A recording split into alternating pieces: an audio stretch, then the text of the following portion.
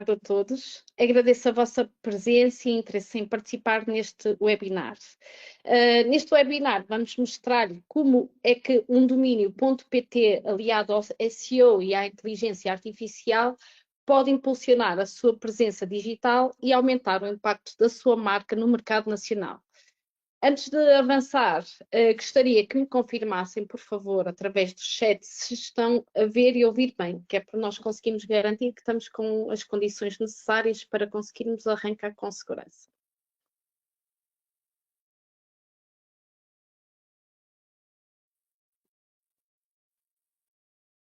Okay. Se me pudessem aqui confirmar, só para... Perfeito, está aqui. Sim. Entretanto, não havendo aqui nenhuma objeção, vamos então prosseguir. E queria apenas lembrar, aliás, que estamos a gravar este webinar e depois, no final do webinar, nós iremos proceder à publicação dos conteúdos nos nossos canais, nomeadamente no YouTube, nos blogs e nas nossas redes sociais, e posteriormente também vão receber um e-mail de follow-up com toda a informação necessária. Pronto, antes de avançar, quero agradecer à Benedita Mendes e ao Miguel Brandão pela vossa presença e queria então passar aqui a palavra à Benedita Mendes, que nos vai falar agora sobre o valor de um domínio.pt. Boa tarde a todos, muito obrigada à PTSP pelo convite para estar presente hoje neste webinar. É sem dúvida um enorme gosto estar convosco e poder falar-vos das vantagens de escolher um domínio.pt. No decorrer da minha apresentação, vou começar por explicar quem nós somos, ou seja, quem é a Associação DNS.pt, o que é um domínio.pt e depois passarei também a explicar como um domínio.pt pode trazer vantagens tanto para o vosso negócio como para a comunidade digital portuguesa e não só. Então, passando então para uma breve apresentação de quem somos, nós somos a Associação DNS.pt, também conhecida e mais conhecida como .pt, e somos uma associação privada sem fins lucrativos que tem como associados a FCT, a DECO e a ACEPI. O nosso modelo de governação é um modelo multi-stakeholder, ou seja, é um modelo que é feito com a intervenção de várias partes interessadas, várias partes que são relevantes na área dos domínios e o que nos permite assegurar uma gestão que considere as diferentes perspectivas e os diferentes interesses dentro desta área. Além da gestão de domínios.pt, o .pt tem ainda como missão promover a internet e as competências digitais em Portugal. E para fazermos isso, temos uma série de iniciativas, como é o caso da iniciativa 3 em 1. Caso queiram ficar a saber um pouco mais sobre cada uma das nossas iniciativas e projetos, convido-vos então a visitar o nosso site www.pt.pt. Mas vejamos então agora o que é isto do .pt. Basicamente, o .pt é o domínio de topo de Portugal, ou seja, é aquilo a que chamamos de CCTLD, ou seja, um domínio de topo de país. Um domínio ou um nome de domínio é um endereço digital único de cada site e, no caso dos CCTLDs, como o .pt, são domínios específicos de cada país. Neste diagrama podemos ver que temos a raiz e depois, do lado direito, temos os CCTLDs, como por exemplo o .pt, domínio de topo de Portugal, o .br, domínio de topo do Brasil, e ainda o .es, domínio de topo de Espanha. Por outro lado, em contraste com os domínios de topo do país, temos os domínios de topo genéricos, que estão do vosso lado esquerdo, como é o caso do .com e do .org, que são domínios que não estão associados a um país, ou seja, não representam nenhum país. Dito assim, em termos muito reduzidos, o .pt é o domínio que representa Portugal no universo digital, sendo obviamente um símbolo da nossa identidade online. E avançando então para os diversos bons motivos pelos quais devemos registar em .pt, começamos então pela questão de identidade da qual vos estava a falar.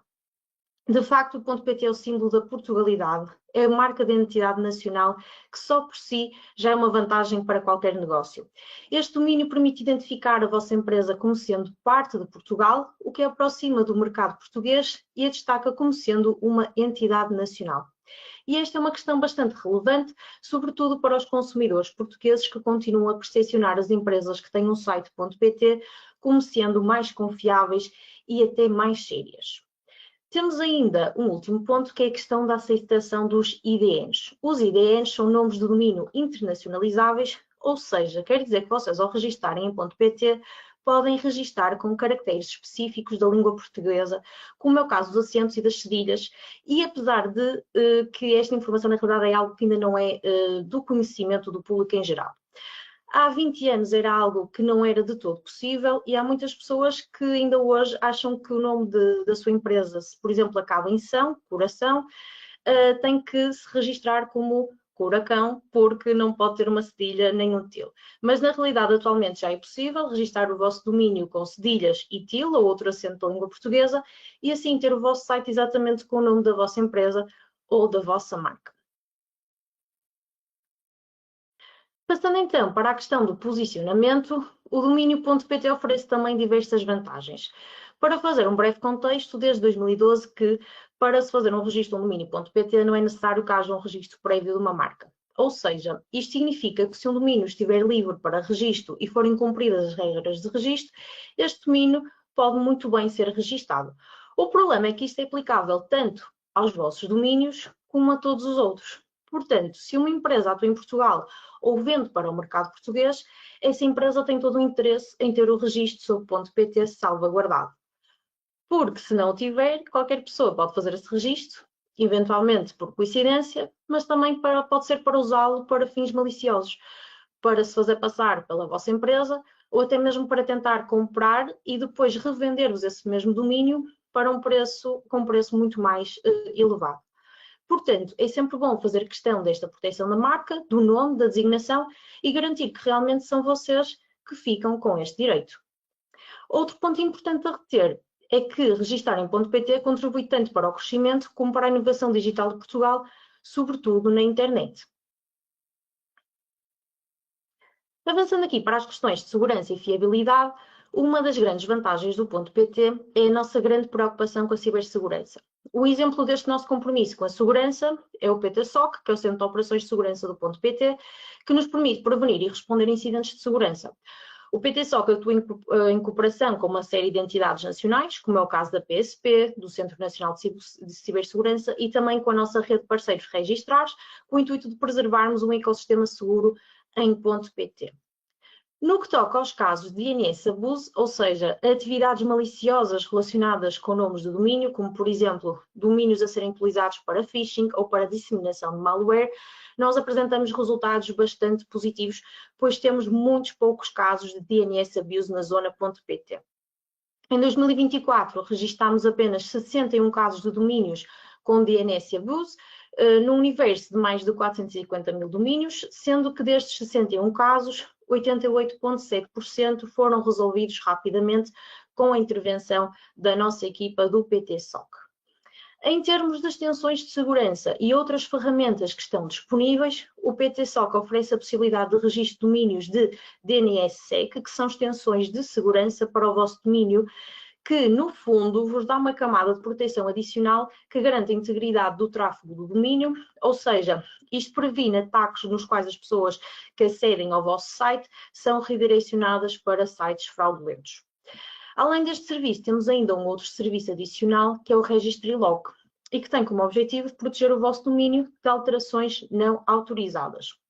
Ou seja, mesmo que as vossas credenciais de acesso ao vosso sistema sejam comprometidas por algum motivo, ou seja, se alguém conseguir aceder à vossa conta, se vocês tiverem este serviço de Registry Lock ativo, a pessoa, apesar de ter as credenciais, na realidade não consegue fazer praticamente nada com o vosso domínio.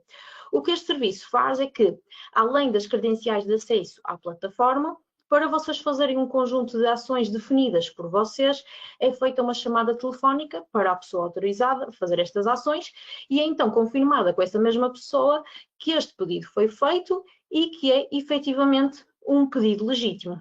Portanto, quem tem interesse em ter aqui esta segurança reforçada, esta é sem dúvida uma ótima opção. Em termos de certificações, o .pt é certificado pelas normas ISO 9001 e ISO 27001. A ISO 9001 garante a qualidade e eficiência dos nossos processos de gestão, enquanto, por outro lado, a ISO 27001 assegura práticas de segurança rigorosas para proteger a informação e os dados dos nossos utilizadores. Em termos de compliance, o .pt tem uma grande preocupação com o cumprimento de todas as normas legais aplicáveis, nomeadamente aquelas que concernem a proteção de dados e os regulamentos específicos relativos a nomes de domínios. Uma outra vantagem que acaba por ser um ponto positivo do .pt é que temos um baixo índice de conflitualidade, ou seja, isto tem a ver com conflitos jurídicos que possam existir com nomes de domínio. Em 2024, existiram apenas 11 processos relacionados com nomes de domínio.pt, o que tem aqui também outra vantagem associada, que é o recurso ao arbitrar, que se existir um conflito sobre um domínio.pt, o .pt oferece a possibilidade da resolução desse conflito através da arbitragem institucionalizada com o arbitrar, o que é um método bastante mais rápido e também mais económico para resolver disputas do que o habitual recurso aos tribunais judiciais.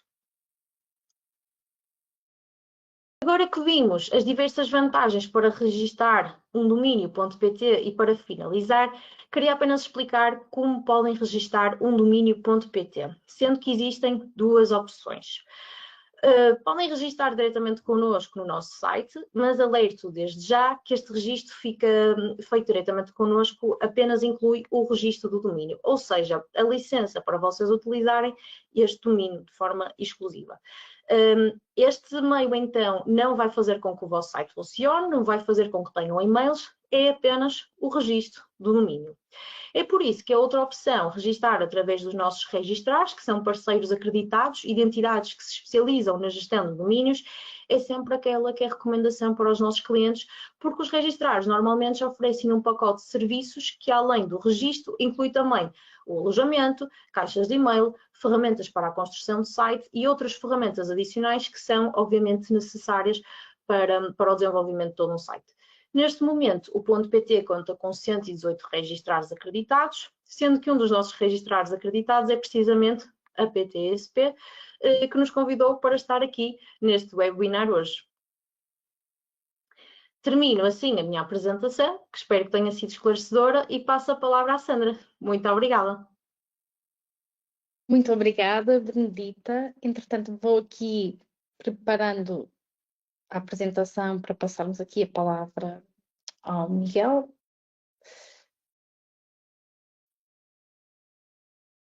Ok, Miguel. Benedita, enquanto aqui o Miguel fica a fazer a configuração, aproveito desde já para agradecer. A apresentação foi de facto muito esclarecedora, no entanto, deixo desde já a indicação de que, caso tenha alguma dúvida em relação à apresentação da Benedita, podem questionar-nos através do chat, e mesmo agora o Miguel vai passar à sua parte, que é aqui na parte de SEO e GEO, e se tiverem alguma questão podem colocar. As questões podem ser esclarecidas durante aqui a apresentação do Miguel ou até mesmo no final, conforme nós vejamos a pertinência ou relevância no momento. Ok, Miguel, então vamos a isso. Ok, muito bem. Sandra, estamos a visualizar já uns slides, certo? Correto? Confirmas? Sim, confirmo, falta só aquele passo de só ir para ir no topo. Ok, agora está perfeito, Miguel. Muito bem. Portanto, vou só aqui arrastar para o lado e estamos bem. Portanto, desde já obrigado à Sandra e a toda a equipa da PTSP pelo convite, para eu partilhar um bocadinho da minha experiência ao longo de vários anos sobre os domínios PT e o que pode ajudar e influenciar até na questão do SEO. Portanto, e mais do que a Benedita já nos informou, portanto, eu vou evitar aqui palavrões digitais, mas vou tentar que percebam a grande vantagem de utilizar os domínios PT em vez de domínios, outro tipo de domínios, ok? Falando em termos de SEO. Para já, o SEO, só aqui mudar. Para já, o SEO é Search Engine Optimization, mas mais um bocadinho ali para a frente vamos falar então também das ferramentas de inteligência artificial e como podemos ajustar tudo isto com os domínios PT e como podemos ajustar tudo isto para otimizar e conseguir mais visitas para os nossos projetos web. Portanto, vou falar um bocadinho do que é o SEO e do GEO, e não só. porque é que é importante e continua essencial, alguns fatores de ranking e relevância do domínio.pt, a combinação dos domínios.pt com o SEO e com a inteligência artificial, e qual será o futuro, embora no marketing digital não possamos muito falar de futuro, porque isto, eu diria que isto em 2, 3 meses altera tudo, as mudanças são muito rápidas, portanto o futuro para nós é daqui a 2, 3 meses, digo eu, pela minha experiência. Estratégias práticas para otimizar conteúdo, estruturas e performance. Portanto, quem sou eu, Miguel Brandão, sou responsável pela SEO Labs e também pela minha marca pessoal, Miguel Brandão. Basta pesquisarem no Google, ainda não estão a aparecer nas ferramentas de inteligência artificial, acho eu, mas se pesquisarem no Google, eu acho que aparece alguns com alguma coisa, com algum perfil, website em que eu estou presente. Esta é a minha área de negócio, ou seja, o que é que eu faço no digital? Tenho a SEO Labs e tenho a minha marca pessoal, Miguel Brandão, decidida por mim, há uns anos atrás, começar a dividir as coisas e começar a trabalhar noutras vertentes também do digital, para além do SEO. Bom, mas isto depois vocês podem me perguntar mais tarde. Vamos então ao mais importante. O que é o SEO? Vamos então começar pela base de tudo isto, ok? O SEO é algo que, portanto, este slide já me acompanha há muitos anos, e para quem já me conhece, já deve estar farto de ver este slide, mas o SEO é um bocadinho isto. É a confusão total. Porquê a confusão total? Porque o SEO vai buscar muitos pontos do marketing digital, eu diria, vai buscar todos os pontos do marketing digital que podem influenciar positivamente ou não depois nos resultados orgânicos dos motores de busca. As redes sociais atualmente estão cada vez mais importantes, mas também sempre foram importantes. Isto é só um exemplo. Depois temos que otimizar o nosso website, temos que perceber o nosso público-alvo, de que forma é que ele pesquisa, o que é que ele quer encontrar. Portanto, isto falando dos motores de busca, temos que perceber tudo isto e muito mais. Há estratégias para começarmos do ponto zero, que eu vou explicar muito rapidamente que tipo de estratégias são essas já daqui a pouco, mas antes disso queria partilhar aqui um tweet de Aleida Solis, que é uma profissional internacional de SEO, muito conhecida neste mercado, uma colega pronto, da mesma área do SEO, em que ela diz, e que eu concordo plenamente, em que o SEO não é otimizado para os motores de busca.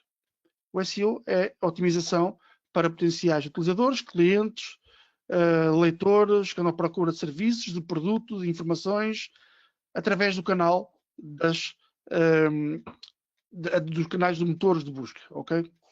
Seja ele Google, seja ele Bing ou outro qualquer. Claro que o Google é aquele que tem mais cota de mercado atualmente e continua a ter. Okay? Já se fala que a inteligência artificial, as ferramentas como o ChatGPT, está a tirar cota de mercado ao Google. É uma cota de mercado ainda muito pequenina, ok? Muito, muito pequenina. Para já, o mais importante continua a ser o Google. Agora, claro que daqui para o futuro, daqui a um ano, certamente, claro que com esta nova geração, claro que o ChatGPT e outras ferramentas do género, e até que está inserida no Gemini, que está inserida dentro do próprio Google, claro que o utilizador vai utilizar mais vezes a inteligência artificial e depois, se calhar, até futuramente vamos ter que deixar de ver os links azuis e clicáveis para conseguirmos obter informação. Mas, no entanto, seja com inteligência artificial, ferramentas, ou sem inteligência artificial, o objetivo é sempre o mesmo. É o utilizador que vai à procura de soluções para ele próprio. Ponto final. Essas soluções podem ser via motor de busca, pode ser via ChatGPT, pode ser via redes sociais. Okay? O TikTok também já é um bom motor de busca. Quando eu digo um bom motor de busca, é que aquela geração já está a utilizar muito o TikTok para procurar conteúdo que eles pretendem saber. O que fazer em Madrid em 3 dias, portanto já vão para o TikTok, já não vão tanto para o Google, etc. E por aí fora. Mas o que esta senhora diz é isto mesmo, seja, repetindo mais uma vez, seja via ChatGPT, ou via Google, ou via SEO, o que nós queremos é soluções para as nossas dúvidas e pesquisas que fazemos online. Portanto, tipos de SEO, tipos de projetos que nós temos que perceber no que toca ao SEO. Ainda não estou a falar aqui de inteligência artificial, das ferramentas de inteligência artificial. Portanto, nós profissionais de SEO temos que perceber muito bem que tipo de projetos é que temos em mãos. E eu refiro aqui neste slide projetos pequenos, projetos médios e projetos grandes. E o que são projetos pequenos, médios e grandes? Portanto, é totalmente diferente. Temos uma loja online com milhares de produtos e depois temos o blog com centenas de artigos, ok? Isto gera o quê? Muitas URLs indexadas e para o Google indexar. Ou seja, quando digo muitos, estamos a falar de centenas e milhares de URLs. Depende também do projeto de e-commerce. Um projeto destes é totalmente diferente de um projeto pequeno. Um website com 30, 40 páginas. Apenas fala da empresa e serviço e pouco mais. Depois temos ali projetos intermédios. Mas temos sempre que avaliar. Mesmo os decisores que têm websites, seja de que área de negócio for, seja se for online, se for e-commerce, se for apenas um projeto online pequeno, se for apenas um projeto informativo, tem que pensar da dimensão do projeto que tem em mãos, ok? Sempre. Porquê? Porque isso é que vai definir depois o que é que nós vamos fazer em termos de SEO e de marketing digital também. Voltando ao SEO, ao Search Engine Optimization, otimização para os motores de busca, falando de toda esta base, os projetos grandes são aqueles que nos dão mais trabalhos de otimização. É normal. Porquê? Porque temos muitos pontos para analisar e para melhorar. É sempre assim. Os projetos mais pequenos são projetos que relativamente, não diria mais fácil, porque depende da área de nichos que estão inseridos, porque há áreas de nichos que já têm muita concorrência nos motores de busca, e então aí os projetos pequenos, se tiverem inserido numa determinada área de um nicho que tem muita procura e muita concorrência, então aí pode se tornar bastante difícil também, como um projeto grande. Portanto, temos que avaliar, resumindo, temos que avaliar que projetos temos em mãos para nós profissionais de SEO e também para os decisores de empresas que têm negócios online. Mas podemos depois partir do ponto zero, ou seja, percebendo que tipo de projetos temos em mãos, podemos criar aqui uma metodologia. Este é um exemplo, mas cada profissional ou cada agência pode ter a sua metodologia para iniciar processos de análise a projetos web. Quando digo projetos web, lá está, pode ser um e-commerce, pode ser um website, pode ser um blog, pode ser um fórum, etc. O projeto web tem que ser analisado, perceber o que é que temos em mãos, mais uma vez, e depois criar metodologias para analisarmos, para percebermos o estado daquele projeto e para depois implementarmos melhorias. Este é um exemplo que nós fazemos internamente, separamos a área técnica da área de qualidade e a área da autoridade. Claro que aqui ainda não estamos a referir à área de inteligência artificial, no entanto ela vai a algures também entrar aqui, já está, já o fazemos, para as ferramentas de inteligência artificial, ChatGPT e outras, mas o mais importante, eu diria, até por aquilo que tenho visto, analisado, pelo meu conhecimento e experiência, eu diria que com o surgimento das ferramentas de inteligência artificial para nós, utilizadores, fazermos pesquisas, é mais um canal. Ou seja, é mais um canal que nós, profissionais de SEO, temos que estar atentos, entender como é que os utilizadores fazem essas pesquisas, como é que a inteligência artificial mostra estes resultados, baseia-se no quê e em quê, portanto, para depois tentarmos ali de alguma forma trabalharmos esta questão da otimização do nosso projeto web para que sejamos mencionados e até clicados nos resultados da inteligência artificial. Quando digo clicados, porque a inteligência artificial, ChatGPT, Gemini e outros, o que é que fazem? Menções, dizem que for buscar parte de conteúdo a determinada página, a determinado website, mas também depois mostram quais são os websites que eles foram buscar essas informações e podemos clicar. O utilizador pode clicar. Ou seja, mas temos que partir do princípio. Portanto, se temos um website, queremos trabalhar a otimização, já vou falar de otimização, para os motores de busca e também para as ferramentas de inteligência artificial, então temos que começar pela base. Eu não vou portanto, eu não vou começar pelo teto. Eu diria, não vou começar já a pensar em que tenho que otimizar todo o meu website para as ferramentas de inteligência artificial. Também tenho que fazer isso. Mas é assim, mas o Google e outros ainda têm lá os links clicáveis. Ou seja, quando fazemos uma pesquisa, aparece, vamos imaginar no Google, aparece aquele bloco da inteligência artificial em que nos mostra já ali a resposta. Mas se eu quiser navegar, eu posso navegar ao longo daquela página ainda. E os utilizadores ainda fazem muito isso. Claro, depende muito da palavra-chave, depende do que estão a pesquisar, depende do nicho, depende da informação que eles querem. Mas, por exemplo, o que eu tenho assistido e cada vez percebido mais, é que já não basta estarmos focados apenas e só ao website. A marca em si tem que estar presente em muitos. Eu diria que a marca tem que estar presente muito forte no digital. YouTube, agora temos também o Reddit, que é um fórum muito conhecido, que em Portugal não se utiliza muito, mas que o Google está a ir lá buscar muita informação, o próprio Bing também. Ou seja, já não basta ter o website bem otimizado. Já temos que otimizar toda a base do website, falando aqui ainda do SEO antigo, mas é importante começarmos também a pensar já nas ferramentas de inteligência artificial. E para isso, cá está, temos que criar metodologias. Estas metodologias podemos e devemos analisar, é obrigatório analisar todos os websites se a base está montada, ok? E porquê que digo isto? Mais à frente vou explicar num slide o que é que o Google diz desta questão das LLMs. Eu também ainda estou a aprender tudo isto, estamos todos a aprender tudo isto, ok? Mas o futuro, provavelmente, são as ferramentas de inteligência artificial, mas o Google já utiliza nas suas próprias ferramentas a inteligência artificial já há muitos anos. Só que não era disponível desta forma como vemos hoje em dia. Portanto, LLMs são modelos de linguagem grandes, em inglês, Large Language Models. Ok? Pronto. Se vocês quiserem saber o que é isto, podem. O mais importante aqui é perceber o que é que isto é e como é que podemos tirar a partir disto. Portanto, no fundo eu fui buscar esta informação, eu fiz um prompt, já agora, no Google Gemini. Google, diz-me como é que posso explicar o que são LLMs, mas como se eu tivesse 80 anos e não percebesse nada de marketing digital.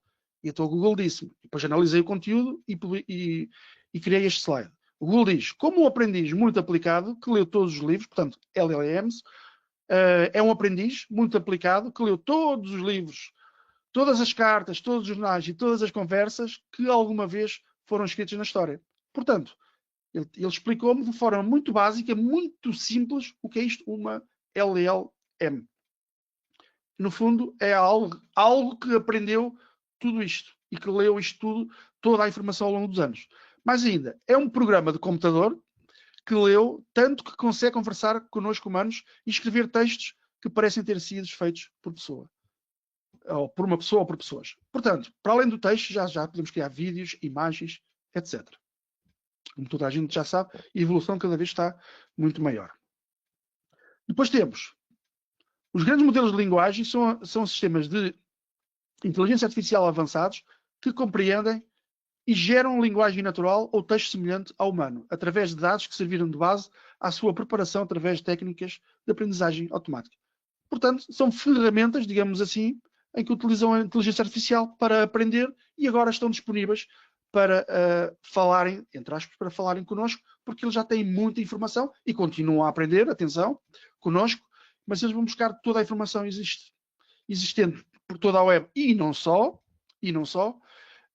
a base de dados e muitas outras fontes, vão buscar toda essa informação e depois começa ali a dar-nos respostas. Miguel, sim, vou aproveitar aqui que estamos a começar a falar desta parte dos modelos e vou só lançar aqui algo que pode ser interessante falarmos, que é, temos aqui a Ana Castro, que é estudante de doutoramento e está a fazer uma investigação precisamente sobre o tema do SEO e da inteligência artificial. E ela verificou que a Google removeu o suporte para o parâmetro e-comercial número igual a 100 nas URLs de pesquisa e vai deixar de ser possível então pedir 100 resultados numa só página. A dúvida é sobre essas consequências dessa mudança, se tu acreditas que isso vai reduzir ainda mais o acesso a dados e favorecendo as mesmas fontes dominantes, tanto no SEO como nas respostas destes modelos de IA.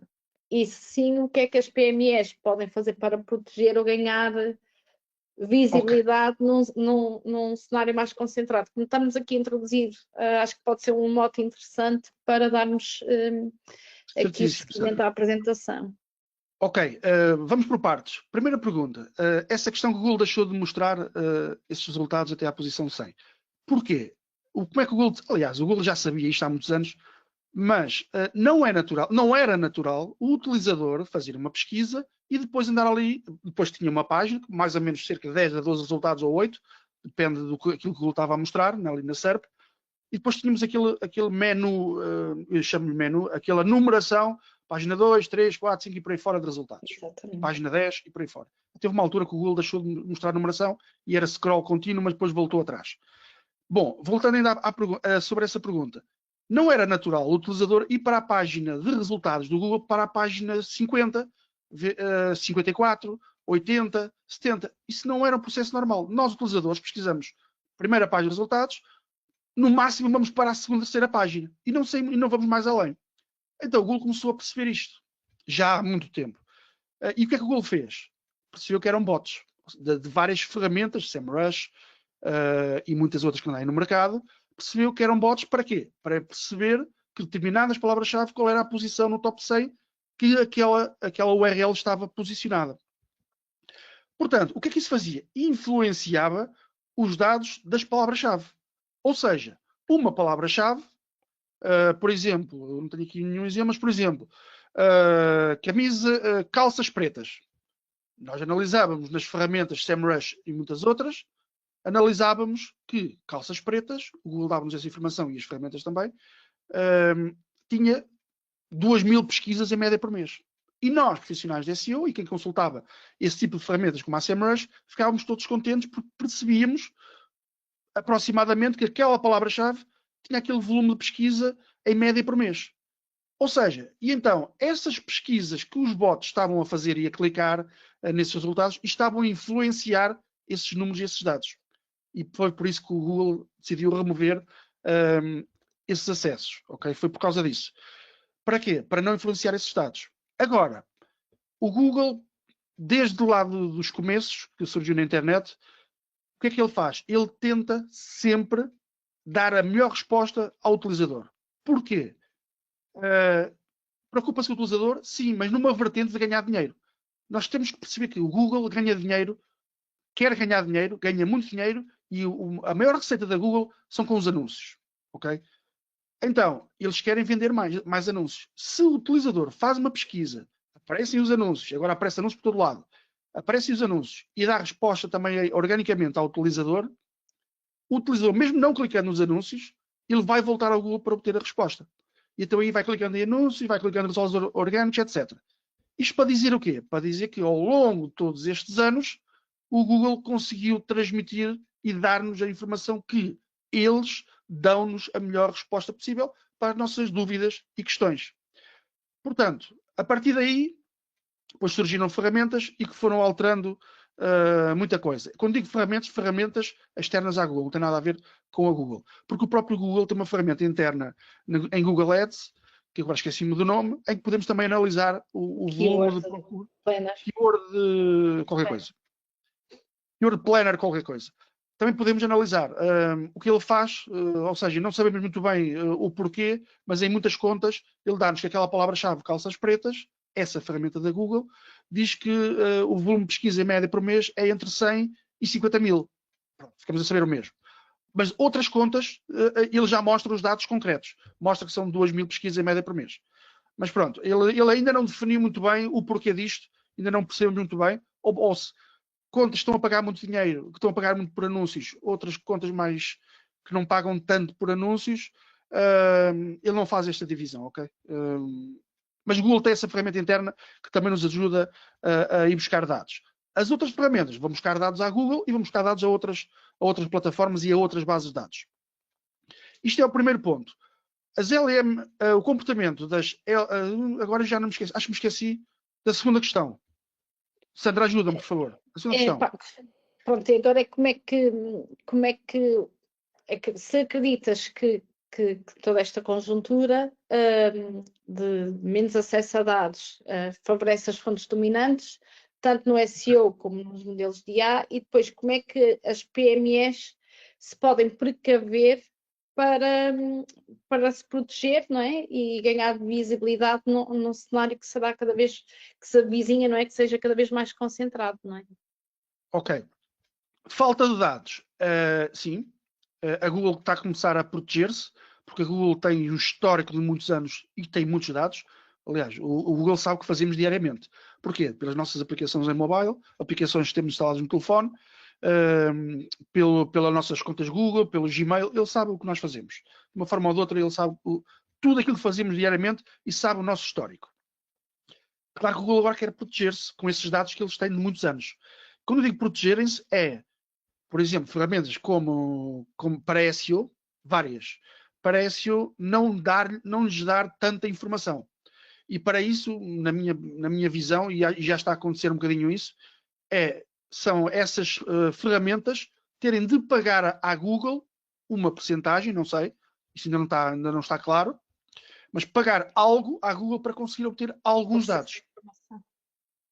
Sim, Sandra? Sim, estava a dizer para ter o acesso a essa informação. A essa informação, exatamente, é que eu não estou a ouvir muito bem. Pronto, para ter acesso a essa informação. No entanto, agora surgiu ferramentas externas em que o utilizador pode interagir, que são o ChatGPT, o Google Gemini, as ferramentas de inteligência artificial. Ou seja, as ferramentas de inteligência artificial também já estão a aprender, já estão a ter os próprios browsers com informações, já estão a coletar dados, etc, etc. O Google já tem há muitos anos, é uma vantagem, mas as outras também já estão a começar a crescer imenso e muito rápido com esses dados. Para as PMEs portuguesas, o que é que eu acho que deve fazer já em 2016? Trabalhar a marca. Ou seja para a pensar em inteligência artificial ou não, é começar a trabalhar a marca digital. Ponto. É isto que deve fazer. Tanto no digital como offline também, fora do digital. Porque é muito importante. Porquê? Porque as ferramentas de inteligência artificial, cada vez mais temos percebido, e até a nossa comunidade de SEOs, temos percebido que quanto mais forte é uma marca, mais informação elas têm, mais dados eles vão ter sobre a nossa marca. E por isso vão dar respostas mais assertivas. Por isso é muito importante trabalhar a base, que é o nosso website, disponível para o Google e para as ferramentas de inteligência artificial, mas trabalhar a marca fortemente no digital. Ou seja, cada vez mais a marca é muito importante. E para as PMEs portuguesas, comecem a montar já toda esta base, a base antiga, entre aspas, antiga do SEO, que ainda é extremamente importante, e comecem também já a preparar para as LMS que já estão a prepararem-se para o que aí vem. Pronto, diria para o que aí vem, não sei se é daqui a 6 meses ou 1 ano ou 2. Mas como isto está a andar tão rápido, estas atualizações estão cada vez a mudar radicalmente e muito rápido, nós próprios, dos SEOs, eu não sei como é que há empresas, agências que já estão a vender serviços, como posicionar para as LMS. Porquê? Porque isto ainda estamos todos a aprender, ok? Ainda não há um histórico em que nós dissemos, ok, conseguimos fazer isto porque testámos isto e apareceu isto. Não, ainda há aqui muitos testes a serem realizados e ainda não temos forma de conseguir assertivamente posicionar as marcas em termos para aparecer nas respostas das LLMs. Mas acho que é isto a minha resposta. Acho que não sei se respondi a tudo. Sim, de qualquer das formas, havendo mais questões, podem ir colocando e depois aqui o Miguel vai respondendo. Muito obrigada, Miguel. Tá, ok. Depois se a colega quiser debater mais um bocadinho, pode entrar em contato comigo e depois eu posso partilhar mais informação e pronto. Sim, e depois... E falarmos mais um pouco, se quiser. Sim. Ok, portanto, voltando aqui aos nossos slides, LLMs, no fundo, é aquilo que nós vemos, que é o ChatGPT, Gemini, Cloud, etc. Várias que existem e cada vez estão a aparecer mais. E reparem que cada ferramenta já tem lá a inteligência artificial. Porquê? Porque vai buscar estas LLMs, vai buscar vias, APIs e outras coisas, vai buscar formas de trabalhar dentro das plataformas, das ferramentas. Assim aqui é. Ok, muito bem. Este ponto para mim é extremamente importante atualmente. O que é o GO, AIO, AEO, SXO? E poderia estar aqui a dizer mais siglas. Na minha opinião, isto está a confundir o cliente, para nós profissionais de SEO. Na minha opinião, isto está a confundir para quem tem projetos digitais e quer contratar agências. Ou seja, para pessoas que têm negócios na internet e que não precisam de perceber muito de marketing digital, mas querem contratar. E vão apostar em quê? No GO, no SEO, no SEO, no AIO. Ou seja, há aqui esta nuvem cinzenta destes termos todos, porque é aquilo que estamos a ouvir atualmente cada vez mais nas redes sociais, toda a gente a falar de tudo e mais alguma coisa, e como já referi anteriormente, já existem agências a vender serviços para este tipo de resultados. Mas este tipo de resultados, o que é isto? GO, AIO, AEO, SXO.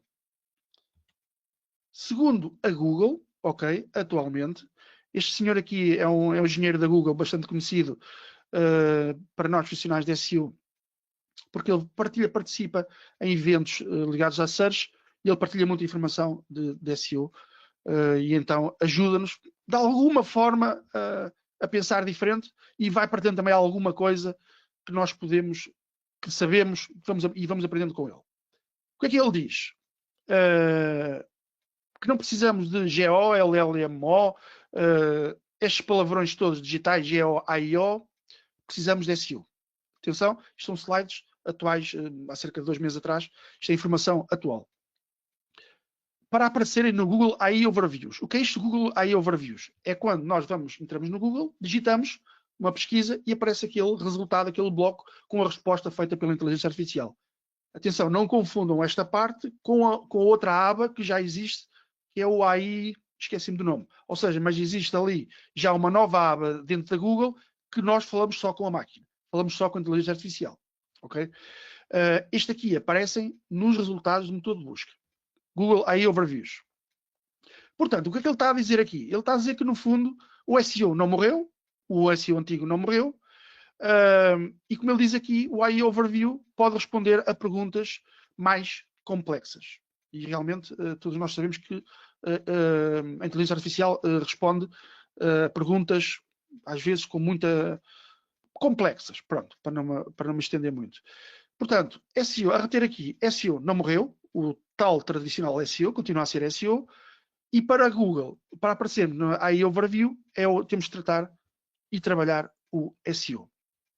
Agora vamos perceber aqui um bocadinho como é que funcionam estas ferramentas. Perplexity, Gemini, a vista geral de IA, que são a Google Overview, e também o ChatGPT. Eu fiz a mesma pesquisa para os 4, ok? Quem é Miguel Brandão? E todas elas deram-me resultados diferentes. Portanto, todas elas deram-me resultados diferentes, e então eu tenho que perceber, eu profissional de SEO, e também as empresas, ok, que contratam este tipo de serviços, tenho que perceber que, para aparecer em cada uma destas plataformas, vou chamar plataformas, de IA, ou seja, se todas elas mostram resultados diferentes, claro, semelhantes, mas diferentes, então como é que nós aparecemos ali? Reparem, aqui vamos começar pelo Perplexity. Ele diz que Miguel Brandão é um nome relativamente comum em Portugal e mostra-me ali 3 pessoas, portanto um médico, um jogador de futebol, mas não sei quem. Mas também fala que existe um consultor especialista de SEO. E depois aparece ali o meu resultado, que é o meu website e mais a escala uma rede social. Mas texto ali, umas imagens de texto. Olhando para o Gemini, ele diz que existe quem é Miguel Brandão. O Gemini, portanto, é a inteligência artificial que está na aba modo de IA dentro do Google, ok? Portanto, o terceiro exemplo, vista geral de IA, reparem lá em cima, eu pesquisei quem é Miguel Brandão, estou a ver ali onde diz tudo, do lado esquerdo, modo de IA. Portanto, o modo IA é uma aba em que falamos diretamente e só com a inteligência artificial, que deu o nome de Gemini. Em que, na vista geral de IA, também utiliza a Gemini para dar-nos esses resultados. Ou seja, são duas. Eu diria que, de um lado, a Gemini podemos estar sempre a conversar com a gente, com a inteligência artificial, e do lado direito temos os resultados do Google, ok? Ele mostra-nos ali aquele pequeno resultado com a inteligência artificial e depois mostra os tais links relacionados com o Miguel Brandão. Ou seja, Gemini, existem várias pessoas com o nome Miguel Brandão, diz que é um consultor de SEO, diz que é um professor de música. Depois, na vista geral de IA, Miguel Brandão pode referir-se a várias pessoas em Portugal, mas os mais proeminentes são Miguel Brandão, especialista em SEO, blá, blá, blá, e depois dá-me ali vários resultados. Vários resultados diferentes, cliques diferentes. No ChatGPT, reparem, mostra-me aquelas fotos minhas e depende um pouco de qual Miguel Brandão te referes. E depois ele dá ali vários exemplos. Qual é o Miguel Brandão que eu quero saber a informação. Portanto, temos resultados diferentes, semelhantes, mas diferentes. Como é que podemos analisar isto? Para já que não temos muita informação, trabalhar a nossa marca. Quanto mais forte for a minha marca, seja pessoal ou marca de empresa, quanto mais forte for, mais mencionada for no online, mais probabilidades temos de aparecermos nestes resultados. Ou seja, e depois o Gemini, Perplexity e ChatGPT, o que é que eles fazem? Vão começar a mencionar a nossa marca mais vezes para aquela pergunta relacionada com a marca, como é óbvio. Portanto, está tudo ainda muito verdinho, ainda não temos aqui soluções exatas, mas já começamos a perceber que temos de trabalhar a marca no digital. Eu estou a repetir muitas vezes isto porque já percebi que o caminho é por aí, ok? Seja em SEO e outros canais. Portanto, esqueçam de separar canais de performance, ou seja, anúncios pagos, separar do SEO ou separar das inteligências artificiais, o próprio email marketing, os conteúdos dentro e fora do site, aparecermos em revistas técnicas especializadas, revistas online da nossa área de negócio. Portanto, temos que juntar forças, juntar os canais onde estamos presentes e trabalhar em conjunto para sermos o mais conhecido possível. Isto já o é há muitos anos, mas agora, com o aparecimento e surgimento da inteligência artificial, agora é que é bem importante trabalhar a marca no digital. Há uns anos atrás, trabalhava-se assim, mais ou menos, e as coisas iam dando. Mas, ok, já que querem saber, já que há tanta procura e tanto buzz entre o SEO e GEO, para mim é SEO. Desculpa interromper-te. Força. Pronto, aqui o Bruno Costa está aqui, aqui a referir-se que, de forma assim mais resumida, que as queries do topo de funil estão a ter cada vez mais CTRs cada vez mais baixos fora do Sim. Google, não é? Porque vai tudo parar ao overview ou ao modo AI.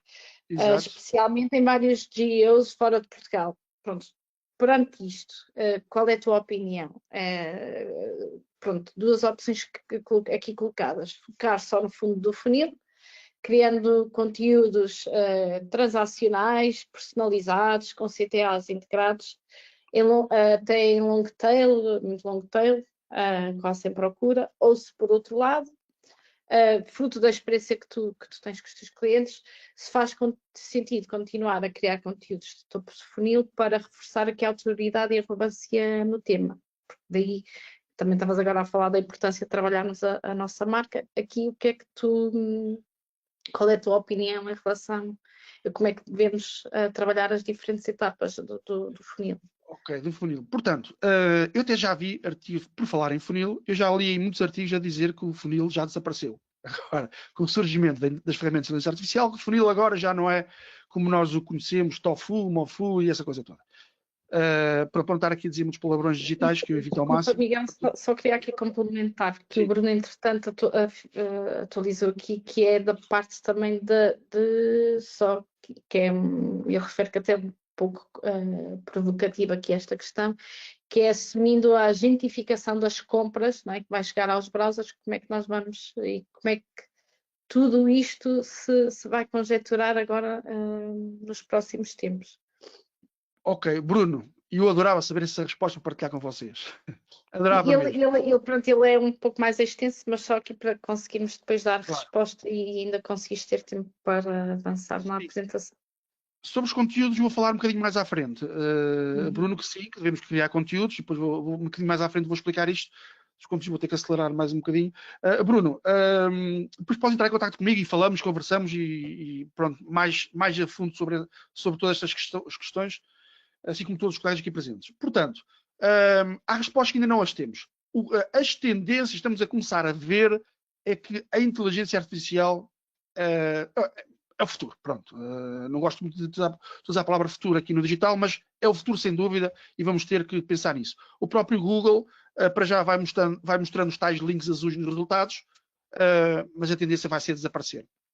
Porquê? Porque a nova geração que aí vem, já nem falo da minha nem a anterior, as novas gerações já vão estar tão habituadas a trabalharem tão rapidamente a fazer perguntas à inteligência artificial que ele responde imediatamente, que não vão ter paciência para estar a clicar em links azuis, ler páginas e voltar atrás. No entanto, temos é que perceber onde é que as ferramentas de inteligência artificial, como é que elas vão aprender e de que forma vão aprender continuamente. Isso ainda estamos todos a aprender, uma vez mais digo, estamos todos a aprender. Portanto, não tenho uma solução mágica, ainda não sei, ainda estou a aprender também. Claro que nós, SEOs, pronto, na minha comunidade de SEO, nós vamos trocando imagens, vamos trocando informações, vamos trocando testes que vamos fazendo, mas ainda está tudo muito verde, como tenho vindo a referir, está tudo muito verde. Ainda andamos aqui a compreender como é que o utilizador pesquisa e se comporta numa ferramenta de inteligência artificial. E aí concordo com o Bruno, que quando ele refere que o utilizador faz pesquisa, tem a resposta imediata, já nem quer saber de mais nada. Mas depois, depende se o utilizador consegue perceber se esta resposta é válida ou não. Porque como sabemos, como está, uma vez mais, muito verde, temos muitas respostas, muitas áreas de negócio que ainda não estão afinadas. E por vezes é preciso nós percebermos que aquelas respostas pode induzir-nos em erro. Okay? Questões sensíveis, como perguntas médicas, perguntas relacionadas a finanças, apostas online, etc. Esse tipo de respostas são muito sensíveis por parte das ferramentas de inteligência artificial e também o que é que elas vão responder, para além das outras áreas de negócio. Depois, a regulamentação que mais tarde ou mais cedo os governos vão ter que implementar para a inteligência artificial. Não há como fugir, não temos hipótese. A Austrália, como sabemos, já proibiu até aos 16 anos utilizarem as redes sociais, e o próximo passo vai ser regulamentar as ferramentas de inteligência artificial. Porquê? Se eu faço uma pesquisa, apareceu-me, tenho uma dor aqui do lado esquerdo que não sei das quantas, já nasci há 3 dias, o que é que será? E o ChatGPT diz ali muita coisa. Mas isto é verdade?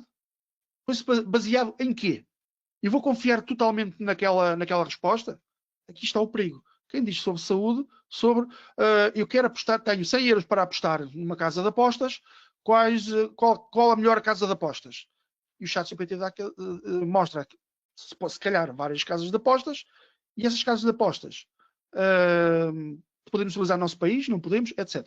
Portanto, a regulamentação também vai ajudar aqui um bocadinho a que estas ferramentas de inteligência artificial, portanto, dê melhor as respostas e obrigue também um bocadinho o utilizador a ir mais além e consultar mais informação. Acho que também é por aí. Agora, compras cada vez mais vai ser dentro dos browsers, das ferramentas de inteligência artificial. Isso sim, parece-me que sim. Isso já está a acontecer, portanto, ou seja, não precisamos sair da ferramenta onde estamos, da inteligência artificial, para fazermos compras. Agora, lá está. Será que aqueles resultados que a inteligência artificial nos está a mostrar para nós comprarmos são válidos? É o melhor resultado? Se calhar vou encontrar mais barato noutro sítio e não está mencionado ali pela inteligência artificial. Não sei. Há aqui muitas questões ainda que temos que analisar e temos que perceber que ainda estamos todos a aprender assim como as máquinas.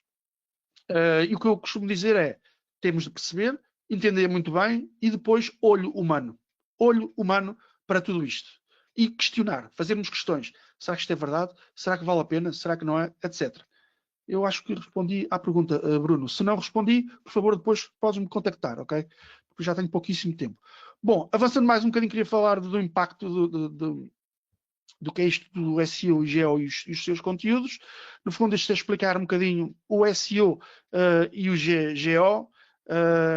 Vou só destacar aqui que o SEO traz apenas tráfego orgânico direto para o site, como conhecemos atualmente. O GEO amplia a sua autoridade e faz do conteúdo ser lembrado e indicado pelas IAs. Pronto, há aqui uma pequena diferença, porque para mim são mais canais que temos que aprender e tentar aparecer ali. Escrito por um colega do Brasil também, em que tentou fazer aqui alguma diferenciação sobre todas estas siglas, ok? SEO, GO, AIO, AEO, SXO, mas fomos a pensar é tudo SEO. Porquê? Porque temos que montar a base. No entanto, temos que perceber. E quem é que inventou este GO, AIO e AEO? Os profissionais da SEO. Portanto, isto não foi inventado pelos motores de busca nem pelas ferramentas de inteligência artificial. Foram, portanto, pessoas que acharam que era assim e depois foi ficando. O GO Generative Engine Optimization, AI Optimization, Answer Engine Optimization, Search Speed Optimization. Para mim é tudo a mesma coisa, ok? São respostas que as ferramentas de inteligência artificial nos dão. Todas elas diferentes, como vimos há pouco, e depois temos que perceber ali de que forma é que temos que aparecer e como é que aquilo funciona e que tipo de análise podemos fazer ali e que tipo de ferramentas podemos utilizar para fazer essa análise. Já agora, já existem ferramentas, SEMrush e muitas outras, SERanking também, em que já nos dá os prompts que os utilizadores da nossa área de negócio utiliza e se nós aparecemos mencionados ou não, ou com cliques ou não, para esses prompts. Agora reparem, se formos a perceber todos os prompts que o utilizador faz, temos ali 50 prompts, todos eles diferentes, e mesmo assim está-nos a falhar ali muita informação. Portanto, porquê? Porque cada utilizador pesquisa de forma diferente. Porque são chamadas long tails, como o Bruno referiu, e deu esse exemplo, porque nós não, nas ferramentas de inteligência artificial, nós não pesquisamos calças azuis, comprar calças azuis. Para já ainda não. Pesquisamos como as calças azuis da Zara foram fabricadas na China, na Índia, sim ou não? Qual as melhores calças azuis das lojas Zara? Ou seja, é mais extensa a nossa procura. É mais focada, mais complexa. E por isso, então, temos que aprender tudo isto e estarmos atentos a tudo isto. Avançando mais um bocadinho, o mesmo senhor, o engenheiro da Google, ele disse, também no evento há relativamente pouquíssimo tempo, em que diferencia um bocadinho para aparecer no Search, no Google Search, e para aparecermos também no AI Mode e no AI Overview. No Search, são bots da Google que vão pesquisar toda a web por novos websites e atualizar páginas.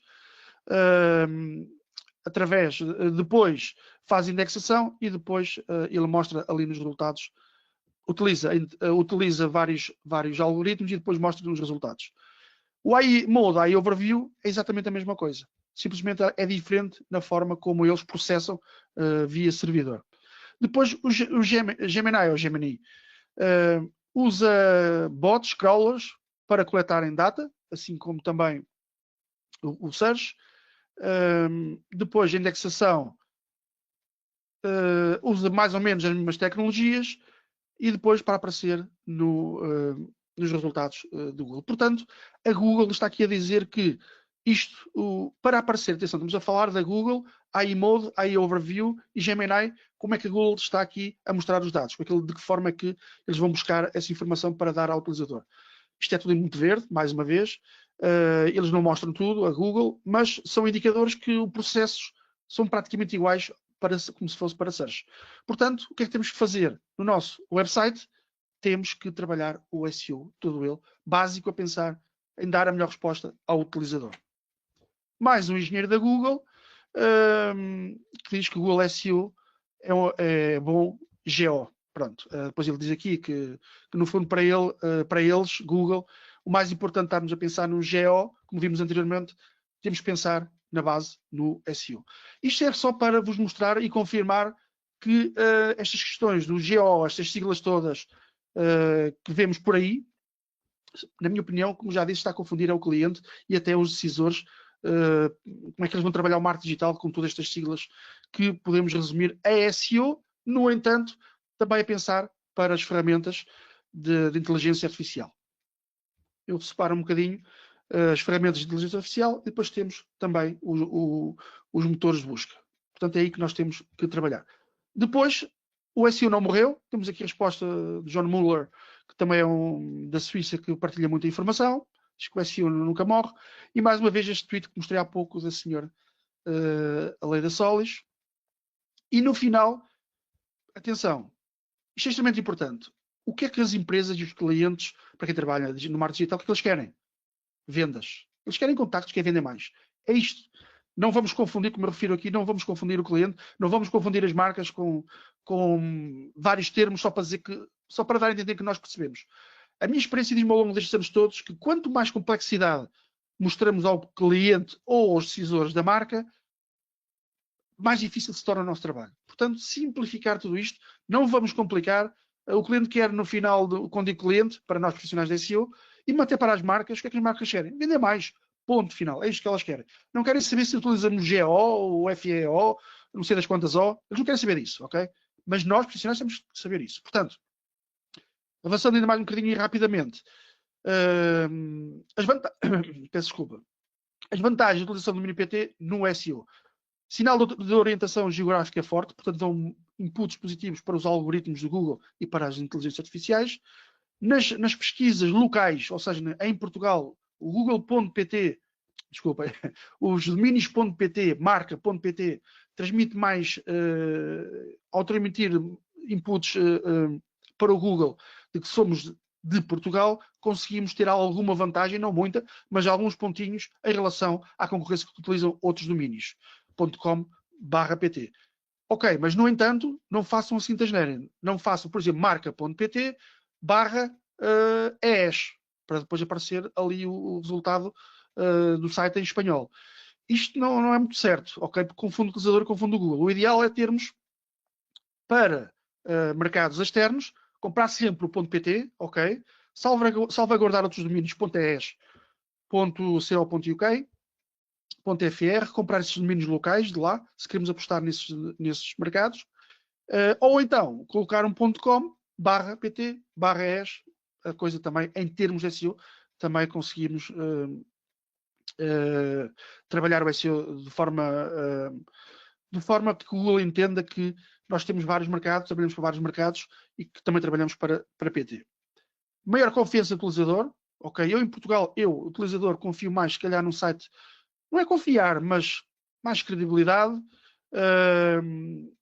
Sinto que se é uma empresa portuguesa, ok, não é uma empresa que vem de Espanha que traduz para brasileiro os websites, ou francês que vem e que traduz para brasileiro as lojas online, isto acontece muito, mas quando a EPT já é diferente, tenho mais confiança e se calhar vou comprar mais depressa naquela loja. Concorrência local mais eficaz, portanto, em relação a Portugal. Depois temos aqui um overview, uma espécie de quadro, onde temos as características de orientação geográfica, confiança local, sinal de SEO local, portanto, o .pt tem sempre mais alguma vantagem em relação ao .com e outros, ok? Que agora aí utilizas .io, .ai, não sei das quantas. Se estamos a trabalhar para Portugal, .pt. Vamos apostar no .pt, ponto final, ok? É o que eu recomendo. A IA generativa pode ser particularmente útil ao pesquisar um tópico e adicionar estrutura ao conteúdo original. O uso de ferramentas de IA generativa ou outras ferramentas semelhantes para gerar muitas páginas sem agregar valor para usuários pode violar a política spam da Google. Esta informação foi buscar à Google. Está aqui a fonte, ok? Está aqui o link em baixo. A Google, neste momento, é esta informação, nesta página, é esta informação que temos de como criar conteúdos para, utilizando a inteligência artificial e publicar esses conteúdos. Portanto, isto é informação Google. Não estou aqui a inventar nada. Portanto, podemos utilizar a inteligência artificial para criar conteúdos, no entanto, temos de ter atenção ao seguinte, que é o EEAT. Experiência, expertise, autoridade e confiabilidade, trust. Ou seja, o que é isto? Experiência, muito rapidamente. O que é isto de experiência? O criador do conteúdo tem experiência em primeira mão sobre o tópico. Lembra-se quando eu referi que se eu vou escrever um conteúdo para o meu blog ou para o meu site sobre dor nas costas, quem sou eu para escrever aquele conteúdo? Sou um jornalista que vai pesquisar online e utilizou a inteligência artificial e publica aquele conteúdo? Como é que o Google vai saber se aquele conteúdo é válido ou não para o utilizador? Portanto, é isto que o Google está a começar a perceber, e está bastante inteligente nesse aspecto, com os seus algoritmos já com muita experiência. Ele já consegue perceber se aquele conteúdo foi gerado por inteligência artificial ou não, ok? E se é válido ou não para o utilizador. E então, experiência, expertise, autoridade e confiabilidade, nós temos que seguir estes. Primeiro perceber o que é isto, perceber como implementar, para ajudar o Google muito rapidamente a perceber tudo isto. Porquê? Porque o Google avalia a qualidade e a credibilidade dos conteúdos, das páginas web, dos sites, através destas siglas EEAT. Avançando, a intenção de busca do utilizador aliado. Portanto, a intenção de busca, temos keywords ou termos informativos, navegacionais, depois temos aqui exemplos, estou a avançar um bocadinho mais rápido, de comercial e transacionais. Eu vou aqui pegar numa palavra-chave transacional, comprar bilhete de cinema. O que é que eu quero quando digito isto no Google, comprar bilhetes de cinema? Eu quero comprar, ou seja, eu quero fazer uma transação. E isto é uma palavra-chave chamada transacional, como vocês veem aqui. Portanto, mas eu para escrever conteúdos para este tipo de palavra-chave, eu também tenho que perceber, ok, eu vou transmitir então confiança ao utilizador através da experiência, expertise, autoridade, confiabilidade. Se eu quero comprar bilhetes, vou parar uma página web que foi mencionada via ChatGPT ou no Google, como é que eu vou criar esses conteúdos para o utilizador comprar exatamente no meu site? Então tem que ter primeiro um site seguro, políticas de privacidade, cookies claras, informações de contacto, citações a fontes credíveis e precisão factual. Portanto, eu estou a inserir o termo, eu estou a inserir a confiabilidade, assim é que é, nesta palavra-chave transacional para aquele conteúdo, para aquela página. Portanto, resumindo um bocadinho isto, deixa-me só voltar. O conteúdo EAT satisfaz a intenção de busca e EAT define todo esse formato. Resumo, o Google procura o conteúdo mais confiável e credível, através do EAT, para responder à pergunta específica e intenção de busca do utilizador. Para ter sucesso em SEO, deve primeiro identificar a intenção de busca do utilizador, perceber de que forma que ele pesquisa, para a palavra-chave, ou então para o termo que ele pesquisou, ou para o prompt que ele pesquisou no Google ou outras ferramentas de inteligência artificial, para depois criarmos conteúdo de alto nível de EAT, que satisfaça essa intenção de forma completa e credível. Ou seja, juntar aqui o EAT, juntar aqui com a intenção de busca do utilizador. Desta forma, estamos a criar páginas web para dar a melhor resposta possível e credível para conseguirmos dar a informação também ao Google e ao utilizador de que nós não estamos não estamos a fazer spam e não estamos a diferenciar-nos dos outros que estão apenas e só a escrever conteúdos básicos e simples para o blog. Portanto, é esta aqui a grande diferença, ok? Fazer esta junção do EAT. E reparem, esta questão do EAT já vem de 2022. Nos inícios já era Expertise, Authority, Trust e eles adicionaram a experiência. Se eu escrevo um conteúdo informativo sobre uma determinada área mais sensível, eu tenho que ter experiência. Porque é que eu estou a escrever aquilo, não é? E é isso que o Google vai decidir se vai posicionar a minha página em relação à concorrência, se vai posicionar ou não. Isto, as ferramentas de inteligência artificial também já estão a começar a perceber isto, porque é um bocadinho de arrasto com a experiência da Google também. E para fechar, aparece a maior inimiga do SEO, como já sabemos, os resultados demoram, mas aparecem. Dependendo da área de negócio do nicho, pode demorar pouco ou muito tempo, depende. Mas isso deixo para vocês pensarem. E obrigado. Obrigado a todos por estar aqui a assistir, que ficaram até ao fim, para me ouvir a falar desta questão. Eu sei que já passamos aqui um bocadinho de tempo, mas gostava de colocar esta última questão, Miguel, que é se tu recomendas, imagina, um domínio PT para empresas portuguesas, mas que estão mais focadas no segmento estrangeiro, no mercado estrangeiro. Qual é a tua recomendação? Sim, sem dúvida que recomendo a compra do domínio.pt para salvaguardar o nome da empresa .pt. Okay? Isso tem que ser. Aliás, quando criamos qualquer projeto online, projeto web, temos que pensar logo, ok, vamos começar por onde? Portugal? O nosso público está em Portugal? Sim, vamos começar por Portugal. Ou então, não, eu não quero, isto é um negócio que é só para os Estados Unidos. Então, muito bem.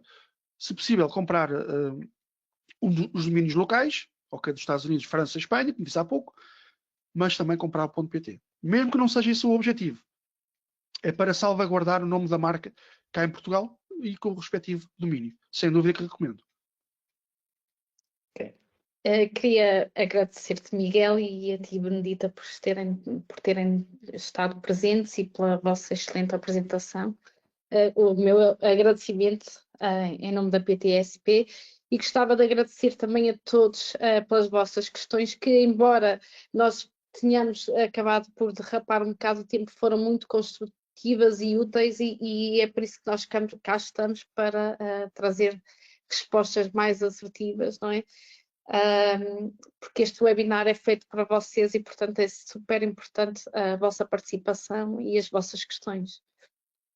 Sim, podem, no meu caso, podem enviar-me e-mail com as dúvidas ou simplesmente dar opiniões. A vossa opinião também é importante. Podem entrar em contato comigo que falamos com mais calma. Como estava como já referi, nós estivemos a gravar o webinar, vamos disponibilizá-lo. Depois também o Miguel e a Benedita também podem partilhar connosco as apresentações e nós também depois disponibilizamos. E assim também ficam logo com os contactos diretos e podem entrar, que eles têm nas apresentações e qualquer dúvida, ou connosco, ou juntamente deles, podem obter respostas a questões adicionais. Obrigado pelo convite Obrigada. uma vez mais. Muito obrigada. Obrigada, até uma próxima. Uma próxima. Obrigado.